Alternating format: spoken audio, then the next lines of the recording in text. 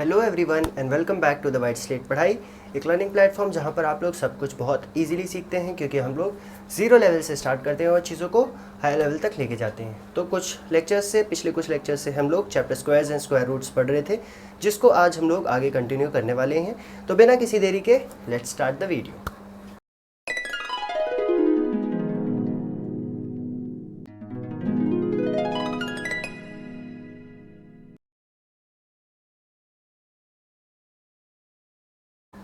तो पिछले लेक्चर में हम लोगों ने स्क्वायर रूट निकालना सीखा एक नए मेथड से, जो कि था डिवीजन मेथड। आज हम लोग डेसिमल नंबर का स्क्वायर रूट निकालना सीखेंगे। ठीक है, सेम सब कुछ रहेगा जैसे हमने पिछले में डिवीजन मेथड लगाया था ना, सेम मेथड है, डिवीजन मेथड ही रहेगा। आज हम लोग देख रहे हैं square root of decimal numbers. तो जो डिवीजन मेथड हमने सीखा था वही यहाँ पर भी अप्लाई होगा। बस आपको उसके पहले एक चीज़ मैं बता दूँ, जैसे कि कोई नंबर लिखा होता है हमारे पास 58, 36, 42, कोई भी number, 1 digit, 2 digit, 3 digit, 4 digit, कितना भी बड़ा नंबर, इसके पीछे अगर आप कितने भी ज़ीरो लगाते जाओ कोई फ़र्क नहीं पड़ता, कोई वैल्यू नहीं है ज़ीरो की। ठीक है, कितने भी ज़ीरो लगा लो आप, 1, 2, 10, कितने भी ज़ीरो लगा लो, ये 00058 ओवरऑल 58 के बराबर ही रहेगा। तो पीछे कभी भी अगर किसी नंबर के ज़ीरोज़ लगते जाएँ तो उनकी कोई वैल्यू नहीं होती। ठीक है, यही ज़ीरो अगर हम लोग आगे लगा देते हैं, इनके आगे यहाँ पर, तो इसकी वैल्यू होती। ये नंबर अब बदल गया है, अब ये दूसरा नंबर है, पहले 58 था 580 हो गया है। तो आगे ज़ीरो हम लोग नहीं लगा सकते अपनी मर्ज़ी से, पीछे हम लोग जितने चाहे उतने ज़ीरो लगा सकते हैं। ऐसे ही इसका उल्टा होता है डेसिमल नंबर के केसेस में।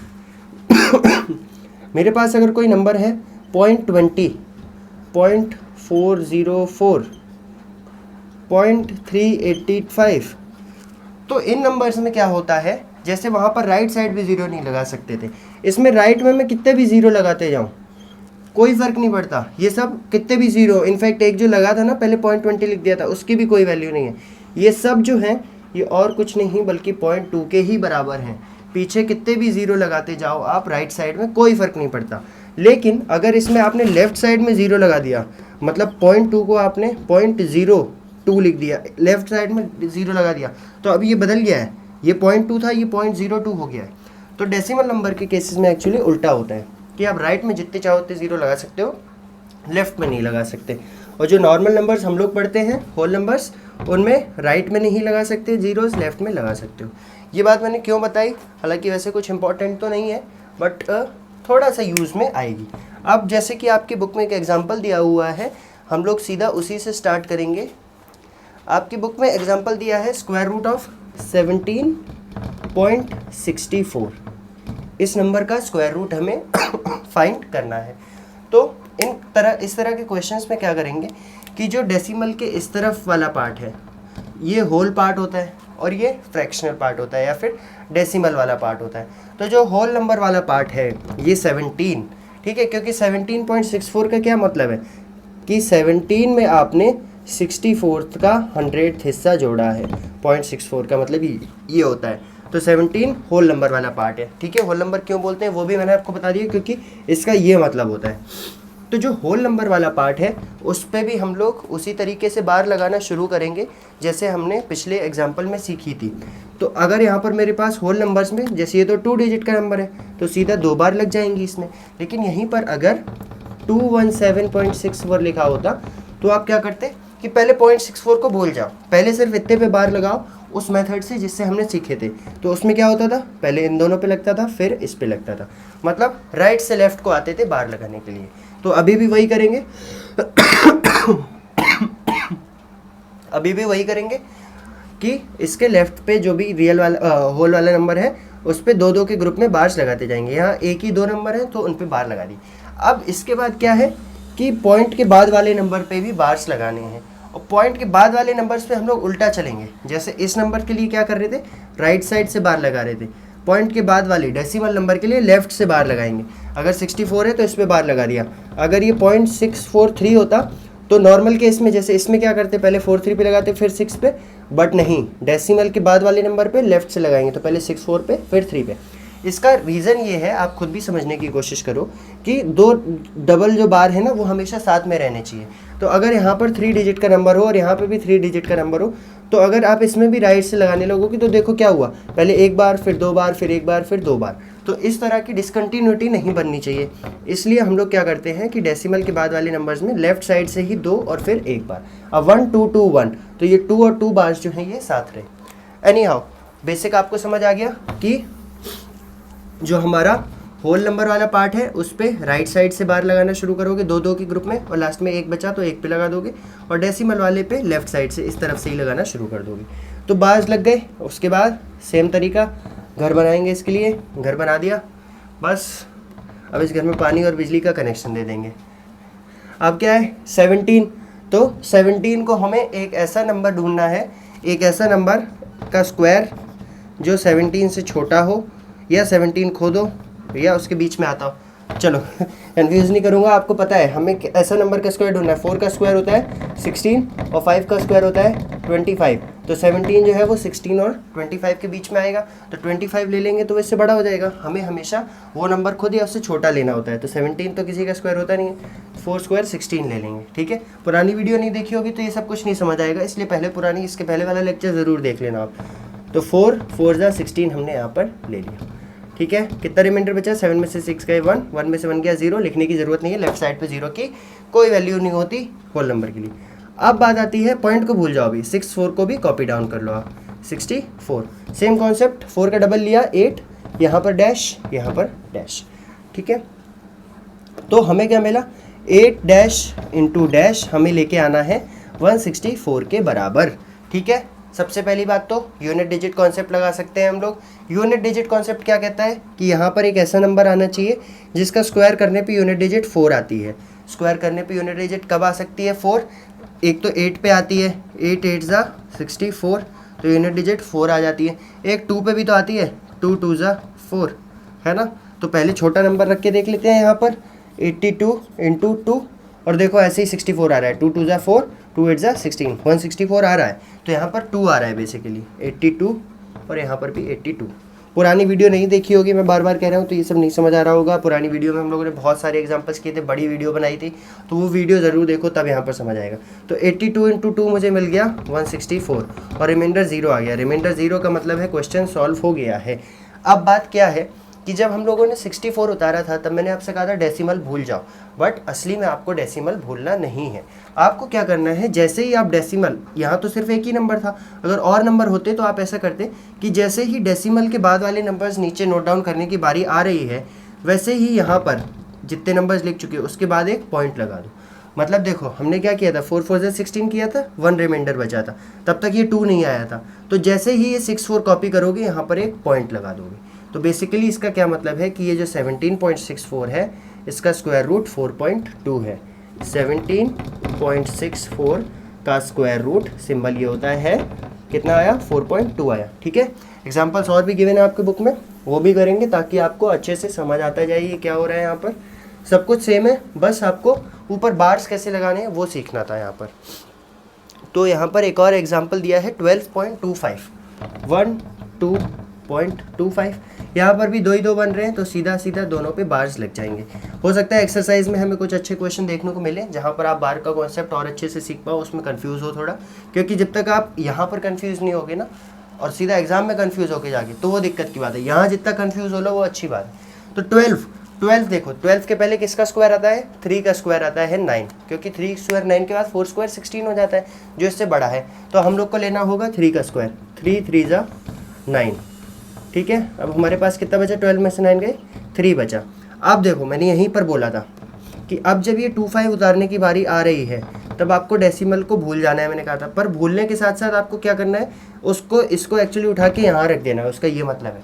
ठीक है, ये डेसिमल यहाँ रख दिया जैसे ही 25 कॉपी किया, बाकी स्टेप सेम है। 3 का डबल कितना होता है 6, यहाँ एक डैश और इस डेसिमल के बाद एक डैश। तो बेसिकली 6 डैश इंटू डैश जो है वो हमें 325 के करीब लाना है। यूनिट डिजिट कॉन्सेप्ट मुझे बताता है कि 5 सिर्फ तभी आता है जब यहाँ और यहाँ 5 हो।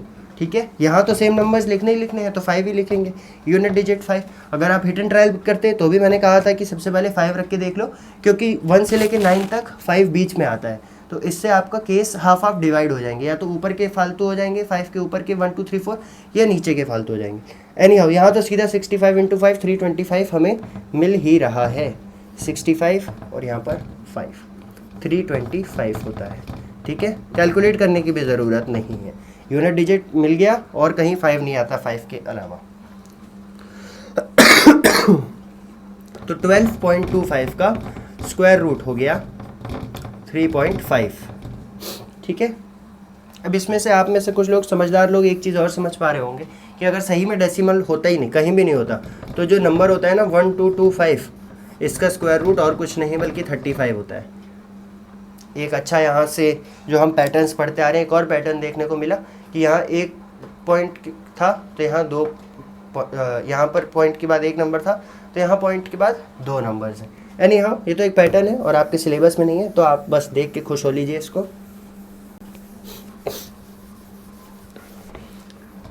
ओके, तो ये था square root of decimal number. इसके बाद एक एस्टिमेटिंग का टॉपिक और है। हालांकि एस्टिमेटिंग के टॉपिक के जो हैं कोई भी क्वेश्चंस मेरे को नहीं लगता एग्जाम में आएंगे और ना ही आपकी एक्सरसाइज में गिवन है। एस्टिमेटिंग के टॉपिक में क्या है कि जैसे आपने स्क्वायर्स पढ़े हैं काफ़ी सारे नंबर्स के, 1 का 1, 2 का 4, 3 का 9, 4 का 16, 15 का 225, 25 का 625, है ना, 16 का 256, 13 का 169, 14 का 196, रैंडम जो भी पढ़े हैं आपने, 18 का 324। तो बेसिकली होगा क्या कि वो आपसे कोई नंबर दे देंगे, जैसे आपसे बोलेगा बताओ 250 का स्क्वायर रूट क्या होगा अप्रॉक्सीमेटली, तो आप देखोगे 250 कहाँ पे आ रहा है। 250 आ रहा है 10 का स्क्वायर देखें तो 100 होता है और 20 का स्क्वायर देखें तो 400 होता है। तो 250 है कहीं ना कहीं आ तो 100 और 400 के बीच में ही रहा है, तो लेकिन बहुत दूर दूर है इनसे। फिर 15 का स्क्वायर देख लो आप, 15 का स्क्वायर कितना होता है 225, तो 250 और 225 काफ़ी करीब है। एक बार 16 का भी देख लेते हैं, 16 का स्क्वायर है 256, 256 इससे बड़ा हो गया, मतलब 250 जो है आप देख रहे हो 15 और 16 के स्क्वायर के बीच में आ रहा है। 15 स्क्वायर से बड़ा है 250 और 16 स्क्वायर से छोटा है 250, ये चीज़ हमें मिल रही है। तो दोनों में से ज़्यादा पास किसके है, आराम जाहिर सी बात है इसी के पास है। दोनों के बीच में सिर्फ 6 का डिफरेंस है, यहाँ दोनों के बीच में 25 का डिफरेंस है। तो आप कह दोगे कि 250 का स्क्वायर रूट अप्रॉक्सीमेटली 16 है। ठीक है, एक दो क्वेश्चन तो नहीं गिवन है, ट्राई दीज में गिवन है, कोई बात नहीं, देख लेते हैं इस तरह के क्वेश्चंस आपको क्या कैसे करना है। सबसे पहले मैंने 10 और 20 का स्क्वायर क्यों लिखा वहाँ पर, क्योंकि देखो 10 और 10, 20, 30, 40 इस तरह के नंबर्स के स्क्वायर निकालने बहुत आसान है। इसके लिए आपको सिर्फ 1, 2 और 3, 4 का स्क्वायर आना चाहिए। नहीं भी आता होगा तो भी 4 4 से 16 फटाफट कैलकुलेट कर लोगे। आपको करना क्या है, 0 को भूल जाओ, इस नंबर का स्क्वायर निकालो, 4 4 से 16। जितने भी 0 थे यहाँ पर उनको डबल करके लिख दो, यहाँ एक 0 था डबल करके लिखा 60। 40 का स्क्वायर और कुछ नहीं 1600 होता है। 33 का स्क्वायर होता है 9, एक 0 थे डबल करके लिख दो 900। 20 0 को भूलो, 2 का स्क्वायर होता है 4, एक 0 था डबल करके लिखो 400। 1 का स्क्वायर होता है 1, एक 0 को डबल करके लिखो। तो इन नंबर्स का स्क्वायर फाइंड आउट करना बहुत आसान है। अब अगर आपको कोई नंबर दे दिया जाए 389, तो आप देख लो 389 कहाँ आ रहा है, 10 और 20 के बीच में आ रहा है। 10 का स्क्वायर और 20 के स्क्वायर के बीच में आ रहा है। ठीक है, 10 और 20 के बीच में आ रहा है। और देखो तो आप क्या करोगे, 10 और 20 के बिल्कुल बीच में कौन सा नंबर आता है, 15 आ रहा है। 15 का स्क्वायर देख लो, 15 का स्क्वायर होता है 225, बहुत दूर है इससे, मतलब थोड़ा और आगे बढ़ो। 17 का देख लो, 17 का स्क्वायर होता है 289, 289 बहुत दूर है इससे। 18 का स्क्वायर देख लो, 18 का होता है 324, 324 से थोड़ा सा पास है, बट एक बार 19 का भी देख लेते हैं। 19 का स्क्वायर होता है 361, 361 से भी कुछ खास पास नहीं है। सीधा 20 का ही स्क्वायर देखते हैं, 400, 20 का स्क्वायर 400, तो 400 से ये कितना दूर है, 11 स्टेप्स दूर है। 361 से कितना दूर है, 28 स्टेप्स दूर है। तो बेसिकली 389 जो है वो 20 के स्क्वायर के सबसे ज़्यादा पास है। तो आप क्या दोगे, 389 का अप्रॉक्सीमेटली जो स्क्वायर रूट है वो 20 के करीब है। या फिर और अगर रैंडमली आपसे कोई रफली पूछना है तो आप मुंह से अगर बता रहे हो आंसर तो कह दोगे 20 से थोड़ा कम है। एग्जाम में आपको लिखना है तो अप्रॉक्सीमेटली 20 लिख दोगे। एग्जाम में वैसे शायद ही इसका कोई क्वेश्चन आए, हो सकता है आधा एक नंबर का आ जाए ज़्यादा से ज़्यादा। इसके लिए आपको स्क्वायर रूट्स पता होने चाहिए, बेसिकली स्क्वायर्स पता होने चाहिए। स्क्वायर्स पता होंगे और स्क्वायर रूट भी ऑब्वियसली पता होंगे। अगर स्क्वायर्स पता है तो स्क्वायर रूट्स तो पता होंगे, क्योंकि रिवर्स प्रोसेस है। तो आप कैलकुलेट कर लोगे कि किसके सबसे ज़्यादा पास है, जिसके सबसे ज़्यादा पास होगा वो वैल्यूज़ आप दे दोगे। ठीक है, पिछली वीडियो बहुत लंबी थी और आज की शायद बहुत छोटी रह गई है, बट कोई बात नहीं। हमने अच्छा हाँ 2 एग्जाम्पल्स हैं, ये देख लेते हैं। स्क्वायर रूट के एग्जाम्पल है, हमसे पूछा है area of a square plot is 2304। जैसा क्वेश्चन हम लोगों ने किया था स्क्वायर रूट जब हम लोग प्राइम फैक्टराइजेशन से फाइंड आउट कर रहे थे, वैसा ही क्वेश्चन है, बस क्योंकि अब एक्सरसाइज नई है, हमने एक नया तरीका सीखा है, तो फिर उसने क्वेश्चन भी एक हमें दे दिया करने के लिए। तो करना कुछ नहीं है, 2304 का स्क्वायर रूट निकालना है। क्यों? क्योंकि ये एक स्क्वायर का एरिया है। एक स्क्वायर है मेरे पास, मान लो इसकी साइड ए है, ए और ए, तो इसका एरिया क्या हो जाएगा? एरिया होता है साइड इंटू साइड, मतलब ए इंटू ए, और ए इंटू ए क्या हो जाएगा? ए स्क्वायर, और यही ए स्क्वायर उसने मुझे दे दिया है 2304, 2304 मीटर स्क्वायर। तो ए कैसे निकालेंगे? सॉरी, ए निकालना है। ए क्या है? इस 2304 का स्क्वायर रूट है और कुछ नहीं। 2304 का स्क्वायर रूट है ए स्क्वायर 2304 है, मतलब ए जो है square root of 2304, reverse process. 2304 का स्क्वायर रूट कैसे निकालेंगे? कोई भी मेथड लगा सकते हो, प्राइम फैक्टराइजेशन अच्छे से आ गया है तो वो लगा लो, थोड़ा सा फास्ट है, या फिर अगर इंटरेस्टिंग चीज़ें लगती हैं तो ये इंटरेस्टिंग मेथड है जो आज हमने सीखा है पिछले लेक्चर में, आज नहीं, वो कर लो। 2 और 2 का पेयर बन जाएगा 23, 4 का स्क्वायर 16 और 5 का स्क्वायर 25। 5 का आगे निकल जाएगा तो 4 का ही लेना पड़ेगा, 4 4 जा 16। ठीक है, 13 में से 6 गए 7, 1 में से 1 गया 0, कुछ नहीं बचा, 7 रहा, 0 4 को भी कॉपी कर लिया। 4 का डबल 8, एक डैश यहाँ लगाएंगे, एक डैश यहाँ। अब मुझे मिला 8 डैश इंटू डैश जो है वो 704 के बराबर आ रहा है, आना चाहिए। यूनिट डिजिट का कॉन्सेप्ट 4 कब आता है? या तो 2 के स्क्वायर में यूनिट डिजिट पे 4 आता है, या 8 के पे आता है। अगर यहाँ पर 2 रखोगे, 82 इंटू 2 164 आ रहा है, हमें चाहिए 704, तो यहाँ पर 8 रख दो। ठीक है, सीधा सीधा, कैलकुलेशन करने की भी ज़रूरत नहीं है। एक चीज़ फेल हो गई तो दूसरी ही सही होगी, 8 और यहाँ पर भी 8, ये 704 के बराबर ही आएगा। रिमाइंडर बच जाएगा 0, साइड निकल आई 48, स्क्वायर रूट निकल आया ना 48, तो ए आ गया 48। ये मीटर लिखना मत भूलना, आधा नंबर जाएगा कट। ठीक है, ऐसे ही सेम क्वेश्चन मैंने आपको बताया था, आपको स्टार भी मार्क करवाया था जब हम लोग स्क्वायर रूट वाली एक्सरसाइज कर रहे थे प्राइम फैक्टराइजेशन पे बेस्ड, नंबर ऑफ रोज और नंबर ऑफ कॉलम वाला। तो एग्जांपल 15 जो है उसमें नंबर ऑफ रोज और नंबर ऑफ कॉलम की बात करी गई है कि कुछ बच्चों को, पीटी टीचर को 2401 बच्चों को, पूरा क्वेश्चन नहीं लिख रहा हूँ फालतू में, 2401 स्टूडेंट्स को नंबर ऑफ रोज बराबर नंबर ऑफ रोज और कॉलम में खड़ा करना है। तो कैसे करेंगे? हम लोग 2401 का स्क्वायर रूट निकाल के उनको बराबर नंबर ऑफ रोज और कॉलम में खड़ा कर सकते हैं। ठीक है, क्योंकि अगर नंबर ऑफ रोज ए हैं और नंबर ऑफ कॉलम्स भी ए हो जाएंगे, फिर क्यों? क्योंकि हमें सेम है, और number of rose into number of column he total students हमें देते हैं, जो कि हैं क्वेश्चन में गिवन 2401। तो बेसिकली 2401, इनफैक्ट पिछले बार जब हमने एग्जाम्पल लिया एक्सरसाइज में क्वेश्चन किया था इस तरह का, तब भी 2401 का ही स्क्वायर रूट निकाला था। तो अब निकाल लेंगे दोबारा से, डेसिमल पेयरिंग बनाई 2 2 की, सब मार्कर की ख़त्म हो चुकी है, इतनी पढ़ाई कर रहे हैं हम लोग। 2401 पेयरिंग बना ली, 24 का स्क्वायर 6 के पास 4 के पास आएगा, 4 4 जा 16, क्योंकि 5 5 जा 25 है, इसके ऊपर निकल जाएगा। 14 में से 6 गए 8, 1 बचा 1, 0 गए कुछ नहीं, 801। ठीक है, 4 का डबल करके लिखा 8, यहाँ पर एक डैश, यहाँ पर एक डैश, मुझे मिला 8 डैश इंटू डैश, किसके इक्वल लाना है? 801 के इक्वल लाना है। अब देखो कन्फ्यूजिंग चीज़, यहाँ पर यूनिट डिजिट पे 1 है, यूनिट डिजिट पे 1 हमें कब कब मिलता है?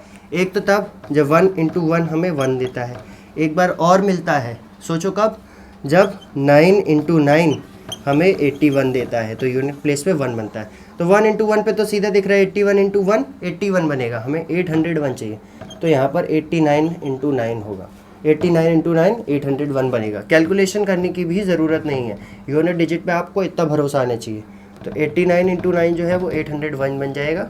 यहाँ पर रेशियो रिमाइंडर 0 आ गया, तो यहाँ से आपको मिला 49। आपके याद होगा 49 ही आंसर आया था। 49 बच्चे सब लोग पीएम रिलीफ फंड में 49 रुपये दे रहे थे, याद है? तो यहाँ पर 49 बच्चे 49 रोज़ में खड़े हो जाएंगे, 49 रोज़ 49 कॉलम, और टोटल 2401। ठीक है, तो ये तो हो गया हमारा आज का लेक्चर। ज़्यादा कुछ नहीं सीखा, 2 एग्जांपल देखे स्क्वायर रूट पे बेस्ड, पिछले लेक्चर में कर ऑलरेडी हमने बहुत सारे करे थे वैसे तो एग्जांपल, यहाँ थोड़े वर्ड प्रॉब्लम्स टाइप कर लिए, और हमने सीखा डेसिमल नंबर्स का स्क्वायर रूट निकालना, थोड़ा सा देखा अप्रॉक्सीमेशन क्या होता है, हालांकि अप्रॉक्सीमेशन के ज़्यादा कुछ क्वेश्चन नहीं। नेक्स्ट लेक्चर में हम लोग एक्सरसाइज करेंगे, हो सकता है 2 लेक्चर्स लग जाए, अगर एक में कर पाए तो एक में कर लेंगे, वरना चीज़ों को कॉम्प्लिकेटेड नहीं बनाएंगे, छोटी छोटी 2 वीडियोस बना लेंगे और 2 वीडियोस में एक्सरसाइज के साथ इस चैप्टर को फिनिश कर देंगे। ओके, तो ये वीडियो अच्छी लगी हो तो लाइक करते रहिए, कुछ भी डाउट हो तो कमेंट्स में पोस्ट करते रहिए, और अपने फ्रेंड्स के साथ शेयर भी कर दीजिए ताकि वो लोग भी यहाँ से पढ़ पाएँ। Thank you.